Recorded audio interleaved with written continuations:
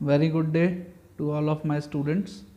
Today we are going to study about the theory of national income accounting. It is an important class, so you must concentrate on each and everything which I am going to tell you.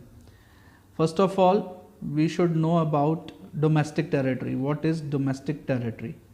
It is an important concept in national income accounting. Domestic territory is a very important concept in national income. Basically अभी हम domestic territory के बारे में पढ़ने जा रहे हैं. Domestic territory क्या है? लेमन लैंग्वेज, मतलब कि हम जनरली इसको बोलते हैं कि ये वो चीज़ है जहाँ पे language domestic territory political frontier of a country. मैं तुम्हें बताता हूँ एक सिंपल फॉर्म में किसको बोलते हैं, कि हम लोग इसको इस तरीके से एक्सप्लेन कर सकते हैं कि इंडिया का जो डोमेस्टिक टेरिटरी है वो क्या है.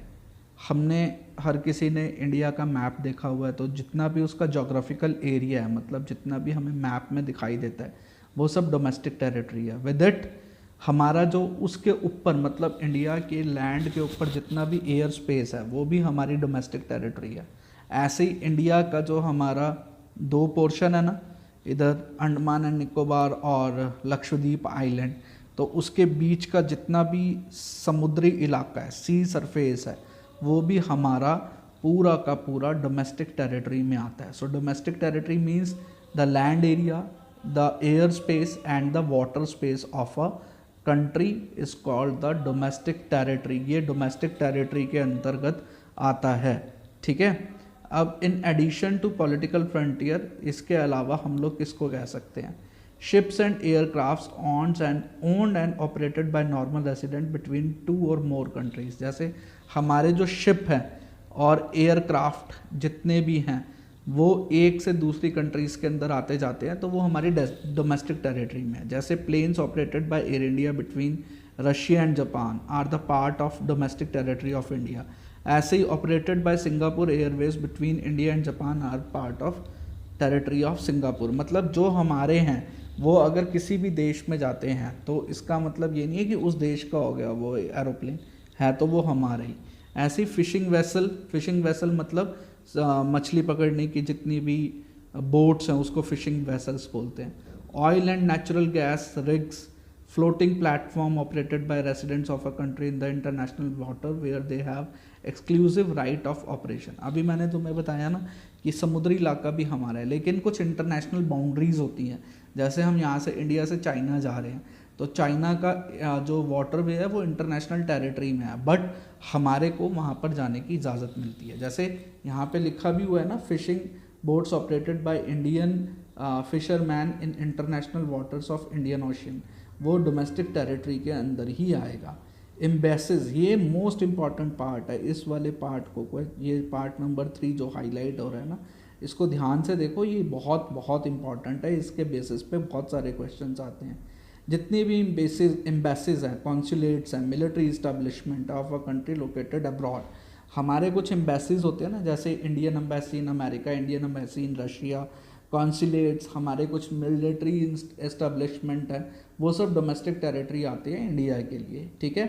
For example, Indian embassy in Russia is the part of domestic territory of India.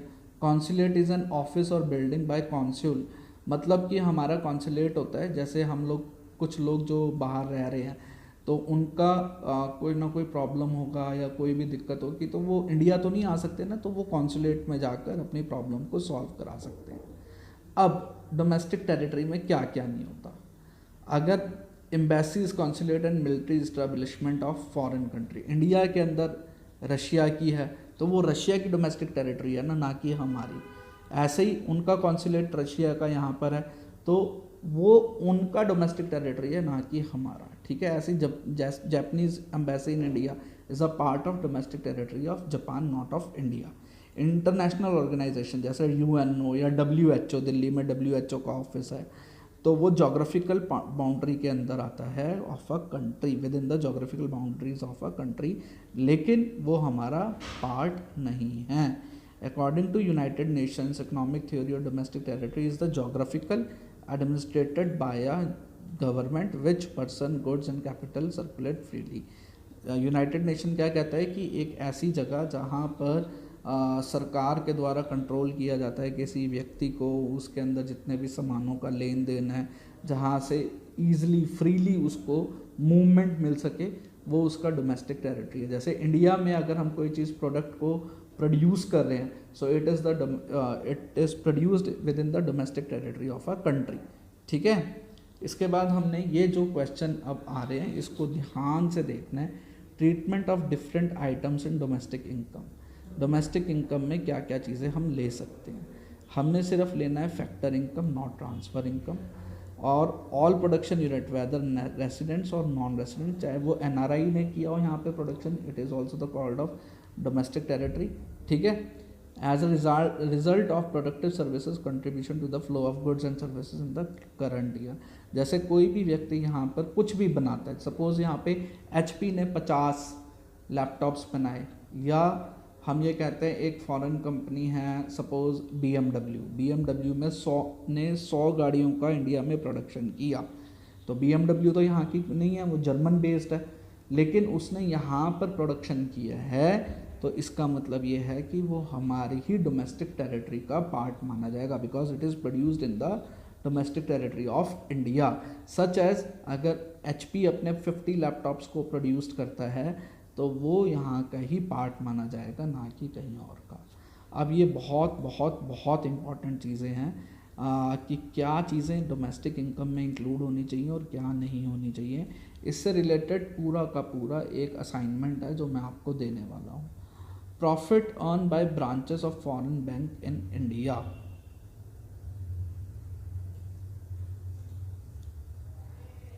तो profit earn by branches of foreign bank in India, अगर उसने यहाँ पे इंडिया में किया है तो वो डोमेस्टिक फैक्टर इनकम के अंदर ही आएगा।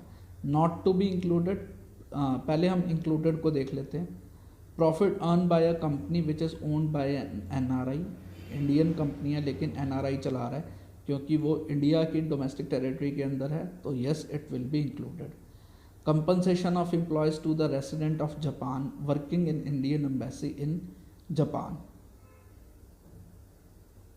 Compensation of employees to the residents of Japan working in Indian embassy in Japan। इसको ध्यान से समझना कि हमने जापान के रेसिडेंट है जो कि इंडियन एम्बेसी में काम कर रहा है जापान के अंदर ही, तो वो हमारी, क्योंकि इंडियन एम्बेसी किसका पार्ट है, अभी हमने पढ़ा ना, all the embassies are the part of domestic territory. यहाँ पे अभी हमने पढ़ा ना कि डोमेस्टिक टेरिटरी का पार्ट है ये रहा एम्बेसीज। अगर हमारी एम्बेसी, इंडिया की एम्बेसी जापान में है या कहीं पर भी है, तो हमने अगर वहाँ पर काम कर रहे जापान के लोगों को पैसा दिया है तो वो हमारी फैक्टर इनकम में से ही काउंट होगा। पेंशन ऑन रिटायरमेंट, ये तो है ही, क्योंकि पेंशन किसको दिया है, पेंशन मतलब जो भी व्यक्ति हमारी किसी सर्विसेज से रिटायर्ड हुआ है तो हमें उसको पैसा देना है। Consultancy fees paid to foreign expert, अगर हमने किसी से कंसल्टेंट किया है और फॉरेन का बंदा है तो हमें उसको पैसा देना है, तो it is also the part of domestic territory. Compensation of employees paid by foreign company located in India, अगर कोई, जैसे अभी हम पढ़ेंगे कि फॉरेन कंपनी कैसी होगी, जैसे McDonald's is a foreign company, अगर वो इंडिया में है और उसने हमारे यहाँ पर जो लोग काम कर रहे हैं उनको पैसा दिया है तो वो हमारा ही पार्ट माना जाएगा। Earning of American express branch located in Chennai, तो अभी हमने ऊपर पढ़ा ना कि जितनी भी फॉरेन बैंक्स अगर वो यहाँ पर प्रॉफिट अर्न करते हैं तो हमारा है। ठीक है, तो यहाँ पर वही है कि अमेरिकन एक्सप्रेस ने अगर यहाँ पर अर्निंग किया है तो it will be the part of Indian domestic territory.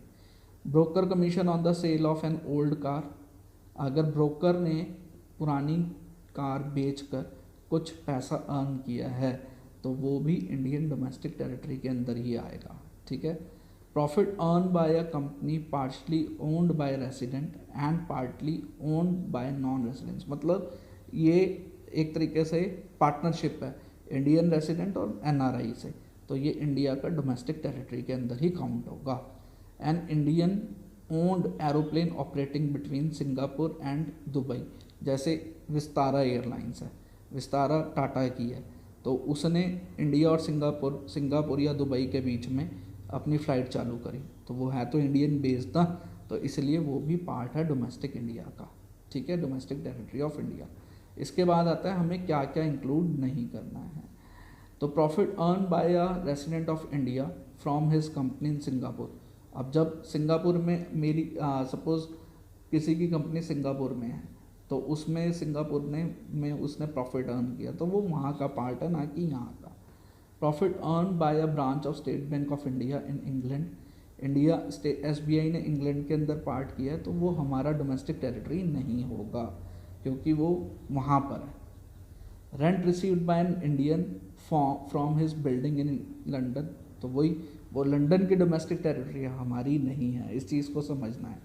Rent paid by embassy of Japan in India to the resident Indian, to a resident Indian, तो ये डोमेस्टिक टेरिटरी का नहीं है क्योंकि जापानीज़ एम्बेसी जो है डोमेस्टिक टेरिटरी के अंदर नहीं आती इंडिया की। Profit earn by an Indian employ working in the Pakistan embassy in India, अगर कोई इंडियन एम्प्लॉय ने पाकिस्तान की एम्बेसी के अंदर काम किया है जो कि भारत में ही है, तो वो हमारे डोमेस्टिक टेरिटरी में नहीं है। स्कॉलरशिप ये भी नहीं होगा क्योंकि ये ट्रांसफ़र इनकम का पार्ट है। Old age pension given by the government, ये भी नहीं होगा क्योंकि ये भी इसका पार्ट है, ट्रांसफ़र इनकम का। फाइनेंशियल सेल एंड शेयर, ये भी नहीं है क्योंकि ये सब किसी भी production of goods and services में नहीं हुआ है। Services rendered by house hold, ये तो बिल्कुल नहीं होगा क्योंकि यहाँ पे इसकी कोई मार्केट वैल्यू नहीं लगती। These are the services not, मतलब ये ऐसी सर्विस है जिसकी हम वैल्यू नहीं लगा सकते। विंडफॉल गेन का मतलब होता है अचानक से कमाई गई इनकम, तो वो भी हमारा पार्ट नहीं है क्योंकि ये करंट ट्रांसफ़र भी हो सकते हैं। सॉरी, विंडफॉल गेन जो है ये किसी भी तरीके से हमारे यहाँ पर प्रोडक्शन में काम में नहीं आते हैं, ठीक है। अब आता है ये जो हमने ऊपर किया है, ये है डोमेस्टिक इनकम का। अब हम जो कर रहे हैं वो है जो भी नेशनल इनकम में क्या क्या चीज़ें हैं। परचेज्ड बाय, अब वही नेशनल इनकम, डोमेस्टिक और नेशनल में क्या फ़र्क है हमने पढ़ा था ना, net factor income from abroad का। डोमेस्टिक से अब हम कहाँ जा रहे हैं, नेशनल पे, तो क्या चीज़ें इंक्लूड करनी और क्या नहीं करनी इसको ध्यान से समझ लो। फॉरेन टूरिस्ट अगर इंडिया में पैसा खर्च करते हैं तो वो होगा क्योंकि वो टूरिस्ट जो हैं वो हमसे कुछ ना कुछ ख़रीद रहे हैं, मतलब वो एक्सपेंडिचर कर रहे हैं, तो वो हमारे यहाँ पर पैसा खर्च कर रहे हैं, तो it will be included. Rent received, अब यहाँ पे देख लेना, अगर इंडिया का कोई रेसिडेंट उसने अपनी बिल्डिंग फॉरेनर्स को दे दिया, जैसे मेरा एक मकान है, मैंने कहा भैया लो भाई, जापान का जो बंदा आया हुआ है, मैंने कहा भैया आप मेरे मकान में रह लो, और उसने बदले में मेरे को पैसा दिया, तो वो क्या है, फैक्टर इनकम फ्रॉम अब्रॉड, तो रेंट मिला मुझे कहाँ से, बाहर से, ठीक है।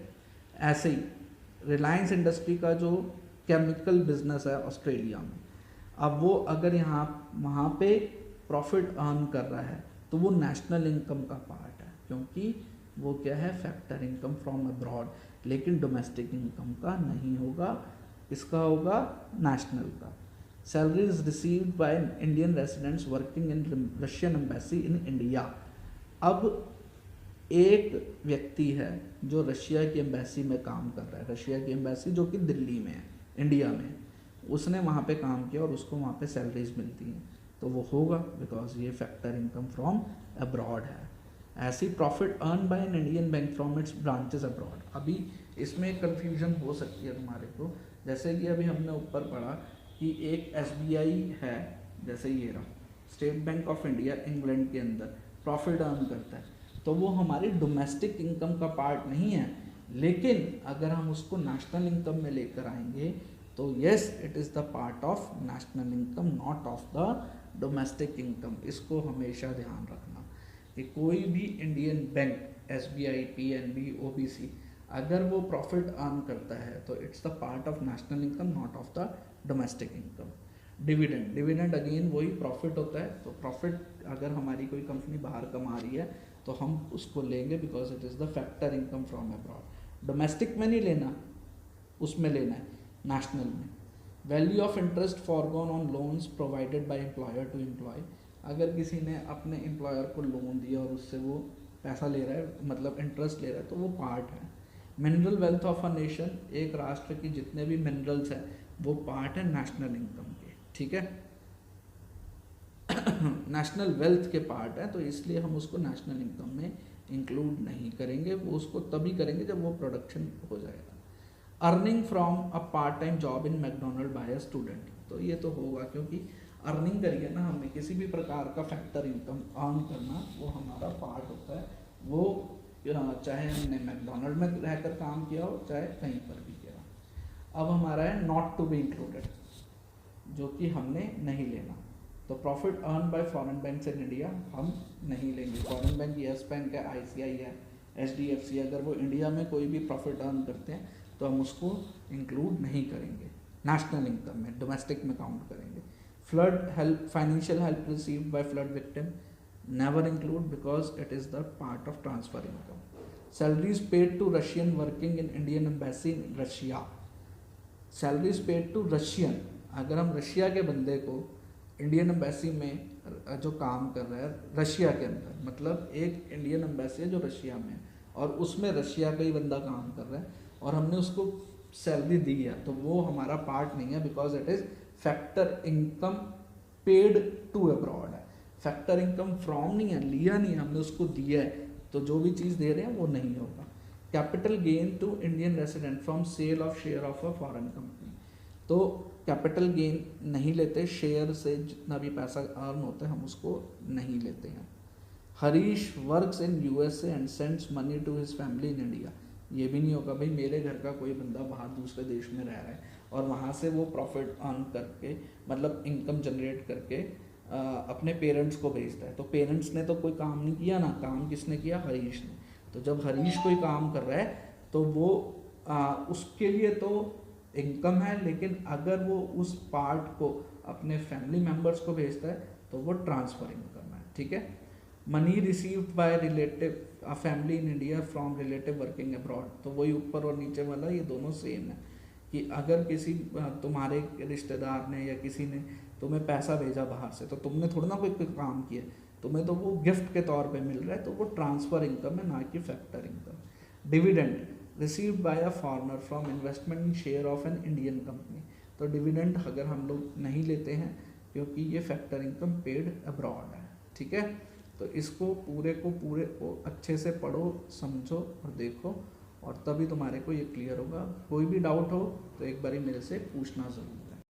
The first of all the question is what is difference between factor income and transfer income. Factor income और ट्रांसफ़र इनकम में क्या फ़र्क है, ये बहुत बहुत इंपॉर्टेंट है। वैसे तो 1 मार्क का, लेकिन इससे रिलेटेड बहुत सारे क्वेश्चन अभी तुम्हारे को देखने को मिल जाएंगे। है तो 1 मार्क का ही कंसेप्ट, लेकिन इसके बेस्ड पे बहुत सारा कुछ है थ्योरी के अंदर। फैक्टर इनकम क्या होती है? Factor income it comprises rent, wages, interest and profit. मतलब ये वो चीज़ है जिसमें हमने अपनी जैसे फैक्टर सर्विसेज को दिया, किसको, जैसे लैंड को दिया रेंट, वेजेस एंड सैलरीज किसको मिलते हैं, लेबर को, इंटरेस्ट किसको मिलता है, कैपिटल को, और प्रॉफिट किसको मिलता है, एंटरप्रेन्योर को। तो अपनी सर्विसेज देने के बाद उसको इन चीज़ों को उसने फैक्टर इनकम को अर्न किया। It is return in rendering productive services, ये बहुत इंपॉर्टेंट पार्ट है। सेकंड, फैक्टर इनकम क्या है, जो हमारी अपनी सर्विसेज को देने के बाद मिलता है, फॉर रेंडरिंग प्रोडक्टिव सर्विसेज। फिर तीसरा, इट इज़ अर्नड इनकम, ये अर्निंग कंसेप्ट है, ये मतलब कुछ काम करेंगे तो हमें अर्निंग होगी, ये वो है। बाइलेटरल है, बाइलेटरल मतलब एक तरफा, जैसे मैंने तुम्हारे को पैसे दिए, या सपोज तुम मेरे से पढ़ रहे हो और तुमने मेरे को पैसा दिया, सो it is from one sided, ठीक है। It is included in national income, ये नेशनल इनकम में इंक्लूड किया जाता है। ट्रांसफ़र इनकम, ये बिना किसी सर्विसेज को दिए हमें प्राप्त हो जाता है। जैसे सपोज़ तुमने पॉकेट मनी, तुम्हारी जो पॉकेट मनी तुम्हें पेरेंट से मिलती है वो एक ट्रांसफ़र अर्निंग है। तुम्हें गिफ्ट मिलते हैं, ट्रांसफ़र अर्निंग है। हम सब लोगों को सरकार सब्सिडीज़ देती है, ट्रांसफ़र अर्निंग है। डोनेशन ट्रांसफ़र अर्निंग है। स्कॉलरशिप ट्रांसफ़र अर्निंग है। मतलब आपने इनके लिए कोई सर्विसेज नहीं प्रोवाइड करी हैं, बट आपको ये चीज़ें मिल गई हैं, ठीक है। इसके साथ एक और चीज़ मैं ऐड कर देता हूँ, ओल्ड एज पेंशन, ठीक है। ओल्ड एज पेंशन, ये जो ओल्ड एज पेंशन है ये भी ट्रांसफ़र अर्निंग है। मतलब कि इसके अंदर आपको क्या होता है कि आपने हर एक जो बुज़ुर्ग जो 60 प्लस है उसको ये पेंशन मिलनी ही मिलनी है। यहाँ पर भी मैं एक चीज़ ऐड कर देता हूँ प्रॉफिट के बाद, वो है रिटायरमेंट पेंशन। रिटायरमेंट पेंशन, ये क्यों रिटायरमेंट पेंशन? मतलब कि ये वो पेंशन है जो किसी व्यक्ति ने किसी अपनी सर्विसेज को दिया 60 साल की उम्र तक, और उसके बाद रिटायर हो गया वो सर्विस से, और उसके बाद उसको पेंशन मिली। तो उन्होंने पहले अपनी सर्विसेज दी और उसके बाद उनको पेंशन मिली। और ओल्ड एज पेंशन ये अलग होता है, ये ट्रांसफ़र अर्निंग है, ये हर एक बुज़ुर्ग व्यक्ति को मिलता है, उनका हक होता है, चाहे उन्होंने सर्विस करी है या नहीं करी। ठीक है। इट इज़ अनअर्न्ड इनकम, क्योंकि जैसे मैंने बताया सब्सिडी हम बिना कमाई भी ले सकते हैं, यूनिलेटरल है, और ये इनकम में नेशनल इनकम में इंक्लूड नहीं होता। समझ आया? फैक्टर इनकम, और इसको पढ़ने का सबसे बढ़िया है, ये अर्न है, ये अनअर्न है। ये सर्विसेज देने के बाद मिलता है, ये बिना सर्विसेज दिए मिलता है। इसके अंदर रेंट, वेज, प्रॉफिट होता है, इसके अंदर सब्सिडीज़ होती हैं, स्कॉलरशिप होती है, पॉकेट मनी होती है, ओल्ड एज पेंशन होती है, सब चीज़ें। फिर ये नेशनल इनकम में इंक्लूडेड है और ये नेशनल इनकम में इंक्लूडेड नहीं है। This is very important, you must know each and everything about factor income and transfer income. अभी जो हम करने वाले उसमें ये बहुत बड़ा रोल निभाएगा। Prevention involve in calculating national income by value added method, हम लोगों ने वैल्यू एडेड मेथड करे थे। अब इसके बेसिस पे ना कुछ थ्योरी क्वेश्चंस आते हैं जिनको हमें दिखाना है, तो हमें प्रिकॉशंस रखने हैं, हमें किन चीज़ों को वैल्यू एडेड मेथड में इंक्लूड करना है और किसको नहीं करना। ये देख रहे हो, sale of purchase of old goods and property, मतलब हम अगर कोई सेकेंड हैंड गुड लेते हैं तो उसको हमें इंक्लूड नहीं करना है, उसे इंक्लूड नहीं करना है। ठीक है, क्यों नहीं करना? क्योंकि सपोज़ मैंने एक मोबाइल लिया 2018 में, तो उसका प्रोडक्शन 2018 में था, उसका पहला बिल 2018 में कटा। अब मैं 2020 में उसको बेचने जाता हूँ तो मैं उसकी वो वैल्यू नहीं लूँगा जो मैंने 2018 में ली थी। ठीक है, लेकिन हाँ, अगर मैंने उसको किसी एजेंट के थ्रू बेचा है तो उसकी इनकम उसके अंदर इंक्लूड होगी, क्योंकि वो जो एजेंट है, कमीशन एजेंट है, उसको तो पहली बार उसका मिल रहा है ना इनकम, तो उसके लिए होगा। जैसे सपोज़ 2018 में कार ली, तो कार 6 लाख की ली, मैंने डायरेक्ट वहाँ से ली नई। अब 2020 में मैंने उसे 4 लाख में बेचा, तो उसको मैं डीलर के थ्रू बेच रहा हूँ, तो डीलर को जो मैं इनकम दे रहा हूँ वो उसकी फर्स्ट टाइम इनकम मानी जाती है, तो वो तो इंक्लूड होगी, लेकिन 4 लाख की वैल्यू उसके अंदर इंक्लूड नहीं होगी। ठीक है। Value of intermediate good, intermediate good को हमने नहीं इंक्लूड करना है, सिर्फ फाइनल गुड को ही इंक्लूड करके चलना है। Value of goods retain for self consumption, जैसे अगर मैंने वीट, एक किसान है जिसने 100 किलो वीट उगाया, 10 किलो तो वो रख रहा है खाने के लिए अपने घर के लिए, और 90 किलो उसने मार्केट में सेल किया। तो अगर मैं तुमसे पूछूं भैया कितने किलो वेट का प्रोडक्शन हुआ, तो कितना किलो हुआ? 100 kg। चाहे उसने 10 kg अपने लिए घर के लिए रख लिया, लेकिन प्रोडक्शन टोटल वैल्यू किस में हुई? 100 में ही ना। तो चाहे वो गुड को अपने सेल्फ रिटेंशन के लिए या सेल्फ कंजम्पशन के लिए क्यों ना रख रहा हो, हमें पूरे की वैल्यू को लेकर चलना है। ऐसी imputed rent of owner occupied और हाउस और building should be included in national income. हम अपने घरों में ही रहते हैं, ठीक है, मैं किसी के किराए के मकान पे नहीं बात कर रहा, हम अपने घर में रह रहे हैं, हम किसी को किराया तो नहीं दे रहे, लेकिन अगर हम उसको बिल्डिंग को रेंट पे दे देते तो हमें कोई ना कोई तो रेंट मिलता ना। तो अगर ओनर खुद अपने ही घर में रह रहा है तो उसका कोई ना कोई एक इम्प्यूटेड, मतलब उसकी एक सेल्फ रेंट को हम मान लेते हैं कि भैया ये इसका रेंट इतना है, तो उस इनकम को हम नेशनल इनकम में काउंट करेंगे। ठीक है। Own account production of fixed capital by firm, house hold and government. Own account production ये बिल्कुल वही फार्मर वाला जो अभी हमने ये लिया ना, सेल्फ कंजम्पशन वाला, ये भी वही है कि अगर हमने सपोज 100 पेन बनाए, 100 में से 10 पेन फर्म अपने पास में रख लेती है, 90 मार्केट में बेच देती है, तो टोटल प्रोडक्शन तो 100 पेन का ही हुआ, तो हमने 100 को ही नेशनल इनकम में काउंट करके चलना है। ठीक है। इसके बाद domestic services are not included. जैसे अगर आप अपने घर में अपने पापा को, मम्मी को चाय बना कर देते हो या पानी का गिलास देते हो, तो आप तो ये नहीं कहते ना भैया मैंने आपके लिए चाय बनाई, लाओ 10 रुपये दो। या आपकी मम्मी ने घर के लिए काम करती हैं, लाओ जी मेरे को पैसे दो, मैंने इतना सारा काम किया। नहीं, डोमेस्टिक सर्विसेज को हम नेशनल इनकम में इंक्लूड नहीं करते हैं। ऐसे ही वॉलंटरी वर्क मतलब होता है समाज सेवा चाहे वो घर के लिए हो या फिर समाज के लिए हो, उसको भी हम एक्सक्लूड करके चलते हैं, मतलब उसको भी हम इंक्लूड नहीं करते। अब यहाँ पे एक टेबल बनाया हुआ है, इसको पढ़ लो। आइटम क्या क्या इंक्लूडेड है, services of free government dispensary, production done for self consumption, goods produced, rent paid by the tenant is a factor income. इसी तरीके से receipt from sale of land, हमने on no addition national production has been made, intermediate good को हम नहीं लेते, second hand good को नहीं लेते, purchase of rented house by tenants, ownership changes like those of financial transaction, first और fourth is the same part. इसके बाद है प्रिकॉशंस बाय इनकम मेथड, ये बहुत बहुत इंपॉर्टेंट है। जैसे अभी हमने फर्स्ट पॉइंट उसमें पढ़ा, sale of second hand good हमने इंक्लूड नहीं करना, सेल को हमने क्या लेना है, कमीशन को इंक्लूड करना है, सेल को इंक्लूड नहीं करना।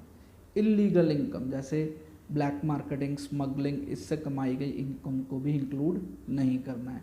विंडफॉल गेन, ये ग्रेन नहीं है, विंडफॉल गेन, क्योंकि जैसे लॉटरी है, लॉटरी जीत ली तो हमने कोई काम थोड़ा ना किया, कोई मेहनत थोड़ा ना करी, वो तो हमारी किस्मत थी जो चमक गई, तो उसको भी हम इंक्लूड नहीं करेंगे।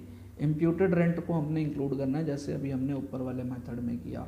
ट्रांसफ़र पेमेंट, अभी मैंने आपको बताया ऊपर, ट्रांसफ़र पेमेंट को भी इंक्लूड नहीं करना है। कॉरपोरेशन टैक्स हमने इनकम मेथड में किया था कि कॉरपोरेशन टैक्स अनडिस्ट्रीब्यूटेड प्रॉफिट का ही पार्ट, कॉरपोरेशन टैक्स और जो है और अनडिस्ट्रीब्यूटेड प्रॉफिट, ये पार्ट होते हैं प्रॉफिट के, तो इसको एक ही बार इंक्लूड करना है, अलग अलग नहीं करना है। Wealth tax, death tax, gift tax, ये हमारी इनकम में से ही जाते हैं, तो इसको एक ही बार इंक्लूड करते हैं, बार बार इंक्लूड नहीं करते हैं। ठीक है, अब क्या क्या चीज़ें इंक्लूड होंगी, वेजेस इंक्लूड होते हैं, बोनस इंक्लूड होते हैं, फ्री मील क्योंकि ये पेमेंट इन काइंड में हम देते हैं, जैसे हमारे ऑफिस में अगर हमें चाय कॉफ़ी या खाना लंच मिल रहा है तो वो हमारी काइंड में माना जाएगा। मनी रिसीव्ड बाय वर्किंग, तो ये भी हमारे को मिलेगा, नफिया भी मिलेगा, net factor income from abroad. MP और एमएलओ को दी जाने वाली सैलरी भी हमारे में ही काउंट होती है, मतलब नेशनल इनकम में काउंट होती है। Remittances by NRI to his family in India, इसमें क्या है कि जैसे अगर कोई व्यक्ति आपके घर का बाहर दूसरे देश में काम करता है तो वहाँ से उसको इनकम प्राप्त हुई और उसने आपके लिए कुछ घर में भेजा, तो सपोज़ उसको $100 मिलते हैं वहाँ से और वो $50 आपको घर पे देते हैं, तो आपकी $50 की इनकम नहीं है, बिकॉज आपने तो कोई काम किया ही नहीं, आपके लिए तो वो क्या है, ट्रांसफ़र इनकम है। ठीक है, विंडफॉल गेन अभी हमने ऊपर बात करी है। अनएम्प्लॉयमेंट अलाउंसेस, ये भी ट्रांसफ़र इनकम में नहीं मिलेगा। इलीगल इनकम, ये भी नहीं मिलेगी। Gift to Red Cross Society, ये भी नहीं मिलेगी। Sale proceed from second hand goods, ये भी नहीं इंक्लूड होगा, ये हमने ऊपर बात कर चुके हैं। ठीक है, प्रिकॉशंस हम लोगों ने एक्सपेंडिचर मेथड के अकॉर्डिंगली क्या क्या लेने, सिर्फ वही लेने जो फाइनल गुड है, मतलब इंटरमीडिएट गुड को इंक्लूड नहीं करना है। इंटरमीडिएट एक्सपेंडिचर नहीं होंगे, एक्सपेंडिचर ऑन ट्रांसफ़र पेमेंट नहीं होगा। Gross domestic formation already has taken in as machine और ये सब चीज़ें, तो उसको दोबारा बार बार नहीं लेना, जब वो एक बार ही बिक गया तो बिक गया, उसको बार बार इंक्लूड नहीं करना। फाइनेंशियल ट्रांजैक्शन जैसे शेयर एंड बॉन्ड, ये ध्यान रखना, शेयर एंड बॉन्ड, शेयर से प्राप्त को बेच कर प्राप्त होने वाली इनकम वो विंडफॉल गेन में आती है, ना कि हमारे फैक्टर इनकम में, तो हमने उसको इंक्लूड नहीं करना। लेकिन इसके अंदर एक और चीज़ बता दूं कि अगर आप ब्रोकर के थ्रू शेयर एंड बॉन्ड्स बेचते हो तो आपको जो पैसा मिला शेयर एंड बॉन्ड को बेचकर वो तो इंक्लूड नहीं होगा, लेकिन हाँ अगर जो आप ब्रोकरेज दे रहे हो ना उस पर वो इंक्लूड होगी। ठीक है, फाइनल गुड को ही लेना है, इंटरमीडिएट गुड को नहीं लेना।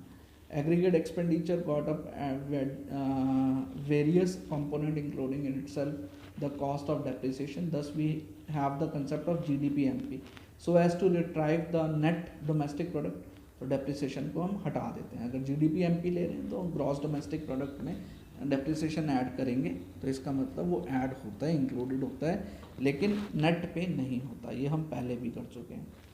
फिर अब क्या क्या चीज़ें इंक्लूड होनी है, fees paid to educational institution, ये होगा। एक्सपेंडिचर ऑन इलेक्ट्रिसिटी क्योंकि फाइनल गुड है, एक्सपेंडिचर ऑन फाइनल गुड हो गया। फॉरेन विजिटर इन इंडिया ये हमने पढ़ा है कि फॉरेन जितने भी बाहर से जो बंदा हमारे यहाँ पर आ रहा है तो उसने कोई भी सामान खरीदा तो उसने हमारी नेशनल इनकम को इंक्रीज़ किया है ना, डिक्रीज़ नहीं किया। सो it is a part of net exports, तो इंक्लूड होगा। स्ट्रीट लाइट सरकार के द्वारा खर्चा किया गया तो ये सरकार का फाइनल एक्सपेंडिचर होता है, तो इट शुड बी इंक्लूडेड। अब क्या नहीं होना है, repair on the fixed capital नहीं होगा। इलेक्ट्रिसिटी किस पर, अगर कोई फर्म इलेक्ट्रिसिटी पे पैसा खर्च कर रही है तो वो इंक्लूड नहीं होगा क्योंकि वो इंटरमीडिएट एक्सपेंडिचर है।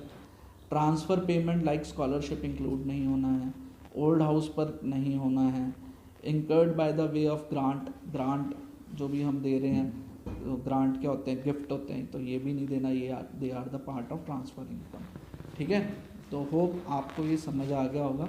इससे रिलेटेड एक असाइनमेंट है, वो दिया गया है नीचे लिंक में, उसको डाउनलोड कर लो और फिर करने की कोशिश और पढ़ लेते हैं। What are intermediate good? Intermediate good क्या होते हैं?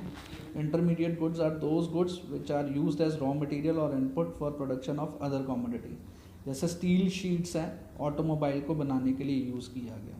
ठीक है, तो इसमें हम लोग मैंने तुम्हें जैसे यहाँ पर कोई भी एक ऐसा प्रोडक्ट जो किसी दूसरे फाइनल प्रोडक्ट को बनाने में यूज़ किया जाता है। फॉर एग्जांपल आपने एक पेन लिया, तो पेन को बनाने के लिए क्या क्या चीज़ें चाहिए? एक प्लास्टिक चाहिए, इंक चाहिए, रबर चाहिए, तो they are the intermediate goods. ठीक है, कोई भी चीज़ बनाने के लिए हमें जिन चीज़ों की रिक्वायरमेंट होती है उसको हम इंटरमीडिएट गुड बोलते हैं। ठीक है, तो intermediate goods are those goods which are mostly used as raw material. What are final goods?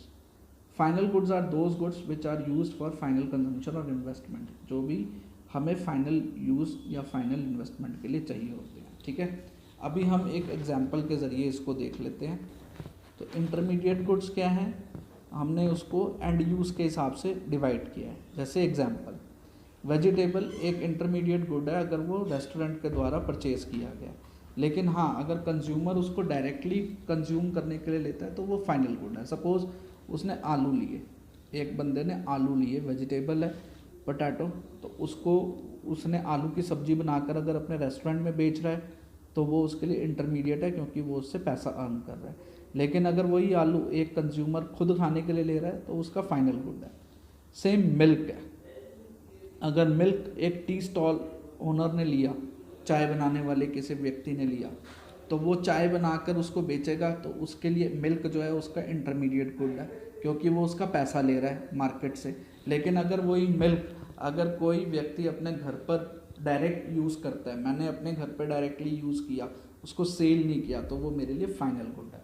ऐसी अगर एक कार एक हाउस होल्ड ने ली है तो वो फाइनल गुड है, लेकिन अगर किसी टैक्सी स्टैंड वाले ने लिया तो वो उसका इंटरमीडिएट गुड है। ठीक है, तो इंटरमीडिएट गुड उसके एंड यूज़र पर है। समझ आया? एंड यूज़र कौन है कि मैंने डायरेक्टली कंज्यूम कर लूँ या मैं उसको ख़रीद कर आगे कहीं सेल कर रहा हूँ। अगर आगे कहीं सेल किया है तो वो इंटरमीडिएट गुड है, but if I used as a final consumption for myself so it is a final good. Is that clear to you? I hope. तो इन सब से रिलेटेड जितना भी असाइनमेंट है, वो एक असाइनमेंट आपको नीचे डिस्क्रिप्शन बॉक्स में दिया हुआ है, उसको कंप्लीट करने की कोशिश करो और देखो, समझो। अगर कोई भी डाउट हो तो नीचे दिए गए एक मैसेज बॉक्स में वो अपना डाउट मैसेज टाइप करना है और मेरे को बताना है। ठीक है, और अगर अभी तक आपने मेरा चैनल सब्सक्राइब नहीं किया तो सब्सक्राइब भी कर दो, और साथ ही साथ अगर आपने मेरे पिछले लेक्चर्स को सुनना है, पढ़ना है, तो ऊपर आई बटन दिया हुआ है, उस आई बटन को क्लिक करोगे तो आपको सारे के सारे लेक्चर्स वहाँ पर मिल जाएंगे। ठीक, सो थैंक यू, चलो मिलते हैं फिर।